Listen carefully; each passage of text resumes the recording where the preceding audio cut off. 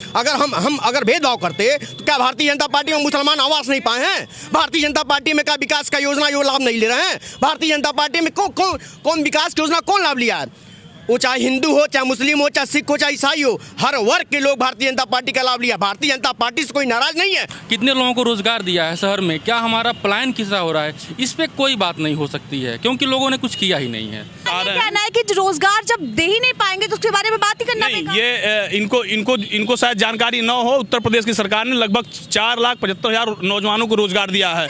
मैं आपको बताऊं, मैं आपको बता रहा हूं, 69,000 शिक्षकों की भर्ती दिया, लेखपाल की भर्ती, पुलिस की भर्ती, तमाम तरह की डाटा आप निकालिए ना, देखिए। भारतीय जनता पार्टी में सबका साथ, सबका विकास, सबका विश्वास पे काम होता है। भारतीय जनता पार्टी ये नहीं कहा कि ये मुसलमान है, हिंदू है, ये हरिजन है। भारतीय जनता पार्टी सबके लिए मकान दिया, सबके लिए आवास योजना दिया है, सबके लिए पेंशन दिया, सबके लिए हर सुविधाएं दिया है। भारतीय जनता पार्टी के ऊपर कोई आरोप नहीं लगा सकता है।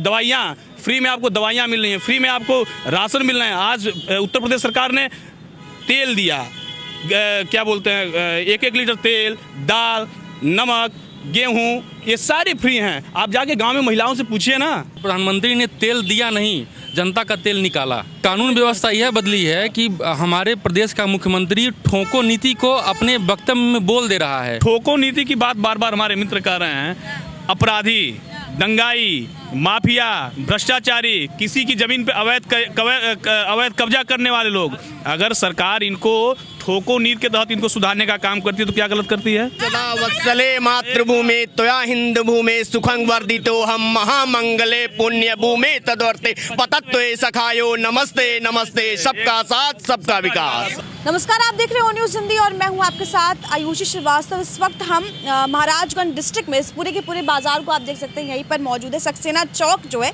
इसे कहा जाता है। यहाँ के जो करंट विधायक हैं वो जयमंगल कन्नौजिया है, इस बार प्रत्याशी, लेकिन टिकट जो है इस बार उनकी कंफर्म नहीं हुई है। लेकिन तमाम लोग यहाँ महाराजगंज से जुड़े हुए हैं जिनसे बातचीत करने की कोशिश करेंगे और जानने की कोशिश करेंगे महाराजगंज में बीजेपी राज में कितना विकास हुआ। 2017 से बीजेपी का यहाँ कब्जा है। जयमंगल कन्नौजिया जो पिछली बार यहीं से विधायक बने थे, क्या उन्होंने कुछ विकास किया है कि सिर्फ ऐसे ही बोलते हैं? बातचीत करने की शुरुआत करते। क्या नाम है? जी, राघवेंद्र कुमार मिश्र नाम है मेरा। राघवेंद्र जी, महाराजगंज में मतलब कब से रह रहे हैं? मुझे तो बचपन से मैं महाराजगंज रह रहा हूँ। हाँ। कितना विकास होता हुआ दिखाई दिया बीजेपी? विकास बीजेपी राज में विकास बहुत हुआ है और मैं आपको कुछ आंकड़े देना चाहूँगा। पहले ये चौराहा, ये सड़क, ये शहर इस तरफ नहीं दिखता था जब बीजेपी की सरकार नहीं थी। तो आज ये सड़क दिखता है इस तरह कि हाँ, ये जनपद मुख्यालय है। पहले जनपद मुख्यालय लोग नाम तो था जनपद मुख्यालय, कांग्रेस के ज़माने में मुख्यालय, जिला मुख्यालय बना। पहले गोरखपुर जनपद हुआ करता था ये। लेकिन जब से हम लोगों ने होश संभाला है, यहाँ पतली सड़कें, पतली गलियाँ, कोई लाइट की व्यवस्था नहीं, कोई आवागमन की व्यवस्था नहीं। लेकिन आज हम ये कह सकते हैं कि यहाँ पर बिजली, सड़क और लगभग 6 करोड़ 80 लाख से रोडवेज़ का निर्माण कार्य हो रहा है। जो पहले रोडवेज निचरौल डिपो के नाम से हुआ करता था, अब वो माननीय विधायक जी के प्रयास से महाराजगंज डिपो के नाम से हुआ, जिससे महाराजगंज का नाम भी बढ़ा। दूसरी चीज़ मैं आपको बताना चाहूँगा, यहाँ से हमारे सांसद माननीय पंकज चौधरी जी, जो भारत सरकार में केंद्रीय वित्त राज्य मंत्री हैं, ये हमारे जनपद के लिए गौरव की भी बात है कि हमारे जनपद का प्रतिनिधि करने वाला एक जो देश की सर्वोच्च संस्था में प्रतिनिधित्व कर रहा है, वो यहाँ से मंत्रिमंडल में शामिल हुआ। ये हम लोग के लिए गौरव की बात है।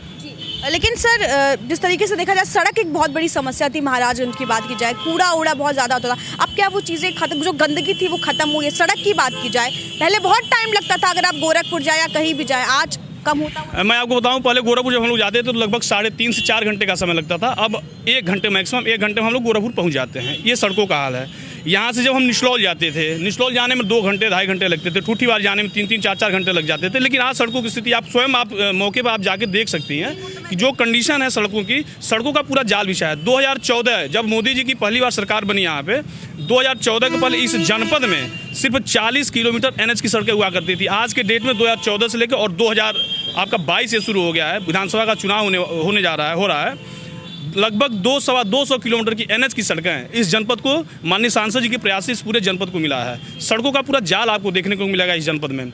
जहाँ गली गली में सर सड़क है अभी भी खराब है। मैं बता रहा हूँ, गली गली में सड़कें खराब जरूर हैं, लेकिन मैं वही कह रहा हूँ कि आप जब 4 साल 5 साल पहले जब आप जाएंगे तो स्थितियाँ इससे बद से बदतर थी। उसको सुधारने का प्रयास किया गया। मैं यहाँ, आप जिस जगह खड़ी हैं, मैं यहाँ इस वार्ड का 2012 से मैं सभासद भी हूँ नगर पालिका में, और हमारे जो चेयरमैन हैं वो अभी भारतीय जनता पार्टी के ही चेयरमैन हैं। पहले सड़कों की और सफाई की जो व्यवस्था थी, स्वच्छ भारत और स्वस्थ भारत मिशन के अंतर्गत जितना सफाई का कार्य हुआ है उतना किसी नगर पालिका ने नहीं किया। मैं आपको एक जानकारी और देना चाहूँगा, इस पूरे मंडल में जो स्वच्छता सर्वेक्षण हुआ, नगर पालिका परिषद महाराजगंज इस पूरे मंडल में नंबर एक पे उसने सर्वेक्षण में अपना स्थान प्राप्त किया है। ये सफाई की व्यवस्था है। यहाँ पे डोर टू डोर सफाई का कलेक्शन हम लोग करवाते हैं। डोर टू डोर कर्मचारी जाता है और लोगों के घरों से कूड़ा उठाता है। और अब पब्लिक भी जागरूक हो गई है। जैसे पहले लोग कुछ खाते थे पीते थे तो लोग इधर उधर फेंकते थे, लेकिन लोगों के मन में है कि नहीं, सफाई पे हमें विशेष ध्यान देना। और माननीय प्रधानमंत्री जब स्वयं झाड़ू लगाते हैं, हमारे ऐसा एक आम कार्यकर्ता क्या कर सकता है? प्रधानमंत्री जी ने तो चाय भी बेचा था। बिल्कुल चाय बेचा, उसमें कोई बुराई थोड़ी ना है, बिल्कुल कोई उसमें बुराई। क्या चाय बेचने वाला इस देश का नागरिक नहीं हो सकता क्या? हम अगर चाय पीने किसी दुकान पे जाते हैं तो क्या वो चाय हम नहीं पी सकते? वो चाय बेचने वाला क्या नीरे हो गया क्या? कूड़ा उठाने वाला आदमी, हम लोग जो कूड़ा उठाता है उस आदमी से हम लोग घृणा करते, क्यों करते? कूड़ा तो हम कर रहे हैं ना, हमें उससे घृणा नहीं करनी चाहिए, हमें तो उसका सहयोग करना चाहिए। तो ये मानसिकता हमें बदलनी होगी। जब तक हम और आप ये मानसिकता नहीं बदलेंगे तब तक शायद देश का कल्याण नहीं होगा। और उसी मानसिकता को बदलने के लिए माननीय प्रधानमंत्री जी ने जो एक आह्वान किया, स्वच्छ भारत और स्वस्थ भारत, उसी के निमित्त हम सारे लोग कार्य कर रहे हैं और ये हम सबकी नैतिक जिम्मेदारी भी है। जितना भी इन्होंने गिनवाया योजनाएं कि इतनी विकास हुआ है, सड़क की बात की जाए और तमाम चीज़ें गिनवाई है, वो सच में है? मूलभूत सुविधाएं मिल रही हैं? नहीं, देखिए, दो तरह की बातें हो रही हैं यहाँ पे। एक हो रही है मूलभूत सुविधाओं की बात। अगर हम सड़क की बात करें तो जाहिर सी बात है कि 2017 से 2022 तक तो सड़कें बनेंगी, क्योंकि विकास जो है किसी के पिटारे में नहीं बन रहा, वो एक अनवरत प्रक्रिया है। हमको बात किस पे करनी चाहिए? अगर हम सरकार से सवाल करते हैं, हम बात करें लाइफ स्टाइल की, लोगों की लाइफ कितनी बदली है, हम बात करें दवा की, हम बात करें, अगर हम शहर की बात कर रहे हैं तो किस तरह से हमने इंडस्ट्रियलाइजेशन किया है, कितने लोगों को रोज़गार दिया है शहर में, क्या हमारा पलायन किस तरह हो रहा है, इस पर कोई बात नहीं हो सकती है, क्योंकि लोगों ने कुछ किया ही नहीं है। सड़क बनती चली जा रही है, क्योंकि देखिए सड़क का जो एक क्रांति है, मैं इस बात का खुद मैं पैरवी करता हूं कि स्वर्णिम चतुर्भुज योजना जो भाजपा के राज में ही आई थी, वहां से शुरू हुआ हमारे पूरे देश में सड़कों का विस्तार। उस चीज़ को भाजपा हमेशा आगे लेके चलती है, इसके लिए हम उनको बधाई दे रहे हैं। लेकिन क्या सिर्फ सड़क जोड़ाना ही विकास है? आज उत्तर प्रदेश की सरकार गरीबों को मुफ्त में राशन दे रही है, मुफ्त में दवाई दे रही है। आज कोई भी व्यक्ति ऐसा नहीं है पूरे देश में कि ये कह दे कि सरकार की योजनाओं का उसको लाभ ना मिला हो। कोरोना जैसी भीषण महामारी जो तीसरी लहर आप देख रही हैं, ये तीसरी लहर रुकने का काम किया है तो माननीय प्रधानमंत्री जी के कर्मठ नेतृत्व के कारण रुकने का काम किया है। आज देश में लगभग 150 करोड़ से ऊपर का टीकाकरण हो गया है। आज बूस्टर डोज लगाए जा रहे हैं और उसी की देन है कि आज ये चीज़ें बिल्कुल सामान्य है। आज भी केसेस 2.5 लाख 2.25 लाख आ रहे हैं। कहना है कि रोजगार जब दे ही नहीं पाएंगे तो उसके बारे में बात ही करना नहीं, ये इनको शायद जानकारी न हो। उत्तर प्रदेश की सरकार ने लगभग 4,75,000 नौजवानों को रोजगार दिया है।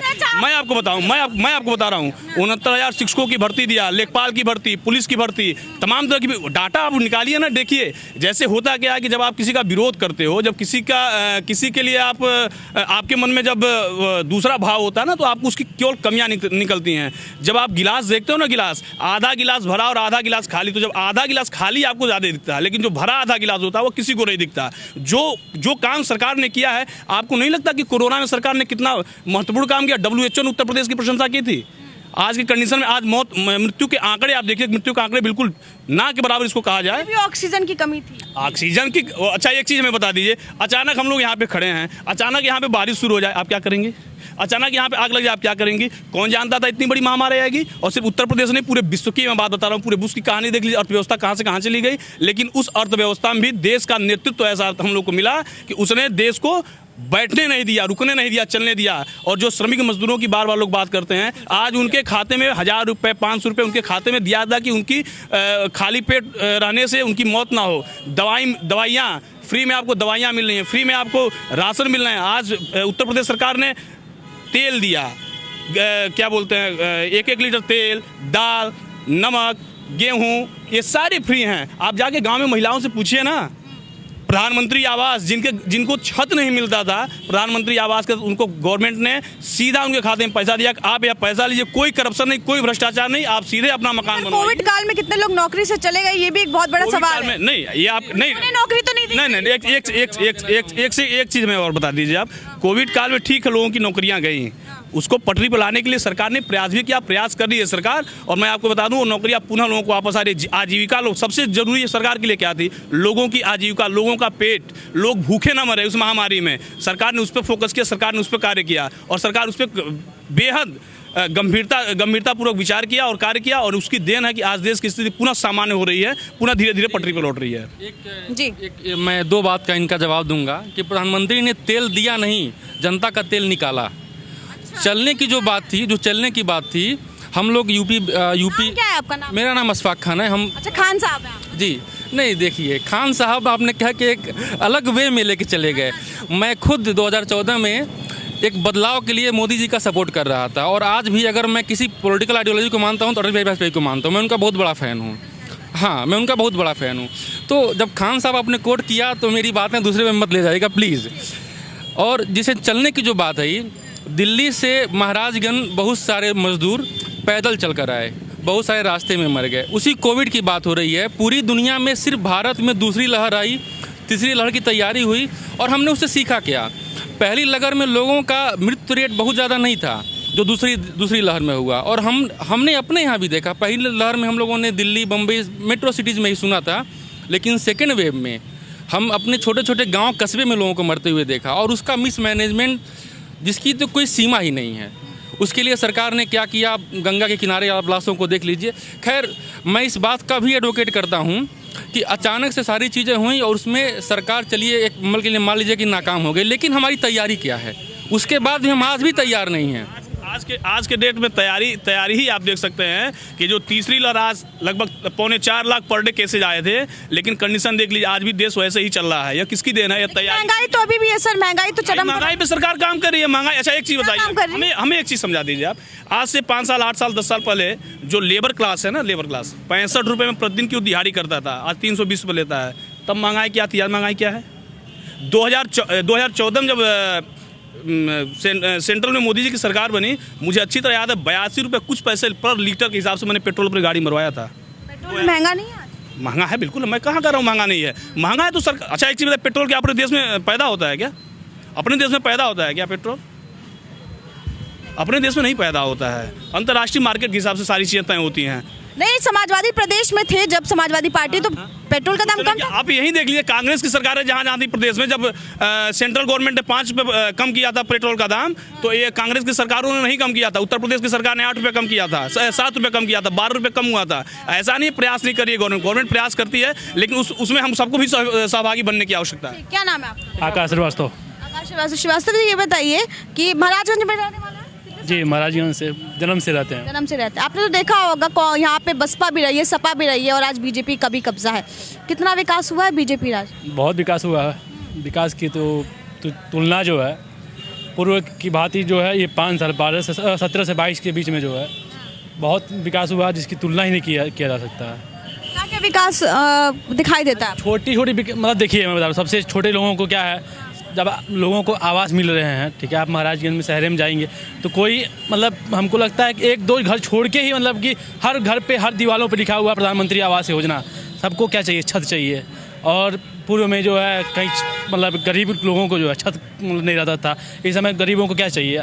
भोजन चाहिए। भोजन के लिए सरकार ने जो है राशन की व्यवस्था फ्री निःशुल्क करके बैठा हुआ है। क्या चाहिए? जो मूलभूत सुविधाएं जो है, जो छोटे से छोटे तबके के लोगों को जो है भाजपा दे रही है। क्या चाहिए इसमें? राशन पानी मिल रहा है कि नहीं मिल रहा? नहीं, देखिए मैं बात पर एक ही बात कह रहा हूँ कि विकास को किस वे में लेके जा रहे हैं।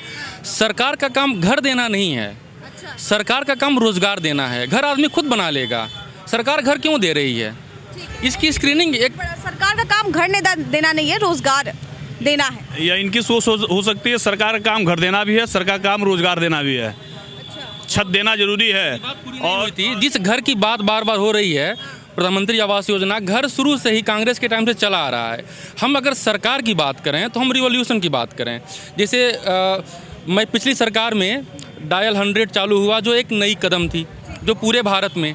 योगी जी ने ऐसा नया क्या किया पिछले 5 साल में कि जिससे कि एक आधारभूत पूरी स्ट्रक्चर ही चेंज हो जाए? सवाल लेके जाते हैं, योगी जी ने 5 साल में नया क्या किया? योगी जी ने तो पूरे उत्तर प्रदेश की तकदीर और तस्वीर का फैसला ही कर दिया कि योगी राज में गुंडा राज खत्म हो गया, योगी राज में भ्रष्टाचार खत्म हो गया, योगी राज में आतंकवाद खत्म हो गया। जो गुंडा उत्तर प्रदेश में रहा करते थे वो कहाँ उत्तर प्रदेश छोड़ के चले गए वो पता नहीं। सबसे बड़ी दिक्कत है योगी से। योगी के बारे में लोग सोचते हैं हिंदू नेता हिंदुत्व की बात हिंदुत्व की बात करते हैं, अपने पूरे देश की बात करते हैं। ऐसा नहीं है, ये जो भारतीय जनता पार्टी में सबका साथ, सबका विकास, सबका विश्वास पे काम होता है। भारतीय जनता पार्टी ये नहीं कहा है कि ये मुसलमान है, हिंदू है, ये हरिजन है। भारतीय जनता पार्टी सबके लिए मकान दिया, सबके लिए आवास योजना दिया, सबके लिए पेंशन दिया, सबके लिए हर सुविधाएं दिया है। भारतीय जनता पार्टी के ऊपर कोई आरोप नहीं लगा सकता है। भारतीय जनता पार्टी सबको लेके चली है। अगर ऐसा होता तो जो मुस्लिम समाज के लोग हैं वो आज थोड़े से चिड़े हुए क्यों होते भी? नहीं, भारतीय जनता पार्टी से मुसलमान नहीं चिड़े हैं। कहाँ चिड़े आप बता दीजिए। भारतीय जनता पार्टी में अगर हम अगर भेदभाव करते तो क्या भारतीय जनता पार्टी में मुसलमान आवास नहीं पाए हैं? भारतीय जनता पार्टी में क्या विकास का योजना यो लाभ नहीं ले रहे हैं? भारतीय जनता पार्टी में कौन विकास की योजना कौन लाभ लिया है? वो चाहे हिंदू हो, चाहे मुस्लिम हो, चाहे सिख हो, चाहे ईसाई हो, हर वर्ग के लोग भारतीय जनता पार्टी का लाभ लिया। भारतीय जनता पार्टी से कोई नाराज नहीं है। भारतीय जनता पार्टी से कौन नाराज है? वो समाजवादी पार्टी के अखिलेश यादव नाराज है? नहीं, अखिलेश यादव को नाराजगी जाहिर है। अखिलेश यादव तो ये राजनीति करते हैं समाजवादी पार्टी की, ये व्यक्ति विशेष की राजनीति करते हैं। भारतीय जनता पार्टी व्यक्ति विशेष की राजनीति नहीं करती है। सब वो तो टोपी लगा के पहुंच गए हैं ये बताने के लिए कि हम मुसलमानों के साथ। ओ देखिए ये नहीं टोपी नहीं, टोपी जो होता है, जो लाल टोपी है वो खतरे के निशान है। वो खतरे के निशान वो जो है उत्तर प्रदेश में खतरे के निशान को जो है दर्शाता है कि मतलब वो आएंगे खतरा ही पैदा होने वाला है। आपने बताया कि अखिलेश यादव ने 100 नंबर दिया था, 100 नंबर दिया था। पुलिस तब भी थी और पुलिस अब भी है। उत्तर प्रदेश पुलिस जो है तभी भी काम करती थी, अभी भी काम करती है। जो नेतृत्व जो काम करता है, योगी अखिलेश यादव में दंगा होता था, अखिलेश यादव में लूट होता था, लेकिन वही मतलब कि चेहरा बदला। मुख्यमंत्री योगी आदित्यनाथ हैं, आज वही पुलिस काम करती है, ठोकने का काम करती है। जो दंगाई है, जो मतलब किसी के घर में लूटने का काम करते हैं, उनके घर बुलडोजर चलाने का काम करते हैं योगी जी। वही काम पुलिस मतलब वही पुलिस तब भी थी और वही पुलिस अब भी है। लेकिन नेतृत्व जो करने वाला जो बदला है और उसका मतलब परिणाम ये है कि आज उत्तर प्रदेश में कानून व्यवस्था नंबर 1 पे है। कानून व्यवस्था इतनी सही हुई है, परसों इलाहाबाद में पढ़ने वाले छात्रों के लाज में घुस के और उनको मारा गया। आप तस्वीरें आपने देखी होंगी। और कानून व्यवस्था यह बदली है कि हमारे प्रदेश का मुख्यमंत्री ठोको नीति को अपने वक्तव्य में बोल दे रहा है और उसके एवज में देखिए, मैं इसका जवाब देना चाहूँगा। ठोको नीति की बात बार बार हमारे मित्र कर रहे हैं। अपराधी, दंगाई, माफिया, भ्रष्टाचारी, किसी की जमीन पे अवैध कब्जा करने वाले लोग, अगर सरकार इनको ठोको नीति के तहत इनको सुधारने का काम करती है तो क्या गलत करती है? ऐसे माफिया जो किसी की ज़मीन कब्जाते हैं उनको उनके घर अगर बुलडोजर चलाती है तो क्या करती है? अतीक अहमद हुए, मुख्तार अंसारी हुए, ये क्या थे? 2007 में मुझे याद है जब वो दंगा हुआ था तो मैं उस समय BA फाइनल ईयर का स्टूडेंट हुआ करता था और हम लोग देवरिया जा रहे थे। हमारे भाई साहब भी जानते हो, हम लोग इंटर डिग्री मैच खेलने जा रहे थे। क्या कंडीशन थी? दुबके हम लोग चोरी गए थे। सपा की सरकार में वही तो कहानी थी। और आज यदि ये लोग इन लोगों के घरों पे बुलडोजर चल रहा है, इन माफियाओं के ऊपर ठोको नीति का प्रयोग कर रही है सरकार, क्या गलत कर रही है? समाजवादी तो कहती है मुसलमान इसलिए इनके साथ ये वो करेंगे उनकी। अच्छा, एक अभी भाई साहब ने बताया सरकार की योजनाओं का लाभ प्रत्येक वर्ग, प्रत्येक जात के लोग प्राप्त करते हैं, सब पाते हैं। इस सरकार ने किसी व्यक्ति विशेष के लिए लाभ नहीं दिया कि मैं यादव हूं तो यादव के लिए दूंगा, मैं मुस्लिम हूं तो मुस्लिम के लिए दूंगा, मैं ब्राह्मण पूछ लूंगी सर। नहीं, एक सेकंड, नहीं, समुदाय की बात छोड़, हमारे मित्र भी हैं, समुदाय की बात छोड़ दीजिए आप। लेकिन इस सरकार ने सबका साथ, सबका विकास और सबके विश्वास पे कार्य करने का कार्य किया है। सपा की सरकार में बिजली कितने समय आती थी? सफाई में 24 घंटे आती थी। महाराज में क्यों 24 घंटे नहीं बिजली आती थी? आज पूरे उत्तर प्रदेश में बिजली की स्थिति क्या है? 22 घंटे 20 घंटे आती है। मुझे याद है कि पहले हम लोग 20 दिन 25 दिन याद करते रोस्टर। आज दिन में 1 हफ्ते बिजली आएगी, रात में 1 हफ्ते बिजली आएगी। आज कहानी क्या है? ये बिजली के बिल माफ करने की बात करते हैं। अरे जो बिजली नहीं देता तो बिल कहाँ से माफ करेगा भैया? पिछली बार भी तो बिजली मिल रही थी, हफ्ते में 1 दिन, 15 दिन में 1 दिन, दिन में रहेगा, दिन में 2 घंटे रहेगा तो रात में 12 बजे बाद 2 घंटे में रहेगा। ये तो बिजली आती थी। लेकिन आज की कंडीशन क्या है? आज यह नीति नहीं। आज पूरे उत्तर प्रदेश में बिजली पर्याप्त मात्रा में निर्विवाद रूप से मिल रही है। पहले नहीं मिलती थी, पहले यहीं के लोगों से आप पूछ लीजिए। ये वही अखिलेश जो फ्री बिजली की बात कर रहे हैं। फ्री बिजली मैं वही कर रहा हूँ तो वही योगी जी हैं। ये लालच है, जनता को लालच है। ये लालच दे रहे हैं और जनता इनके बहकावे नहीं आने वाली है। जनता जान रही है कि हमारा साथ कौन दे रहा है, हमारा काम कौन कर रहा है, वो भारतीय जनता पार्टी कर रही है। बिजली पर यहाँ बरुआ से बिजली की सप्लाई होती है, गोपाला में फीडर तैयार हो गया है और आने वाले समय में बहुत ही जल्द यह जनपद अन्य जनपदों को बिजली प्रोवाइड करेगा। बिजली मिल रही है। एक सवाल देखिए, मैं यहाँ पे न तो किसी समुदाय का रिप्रेजेंटेटिव हूँ, न तो समाजवादी पार्टी का रिप्रेजेंटेटिव हूँ। मैं इंडिपेंडेंट, हमारा संगठन है युवा हल्ला बोल।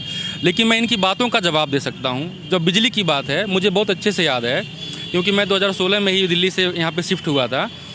जुलाई अगस्त 2016 से बिजली हमको प्रॉपर मिलनी शुरू हुई। तो उस टाइम पे यह कहा गया कि चुनाव आने वाला है तो बिजली मिल रही है। तो एक बारगी पे हम भी मान गए कि चुनाव की बात कर रहे हैं आप, यानी कि समाजवादी अगस्त 2016 से हमको बिजली बढ़िया से मिल रही थी। फिर मैंने जब पता किया तो पता चला कि उत्तर प्रदेश में 3 नए प्लांट लगे हैं बिजली के, जिनकी वजह से प्रोडक्शन बढ़ा है।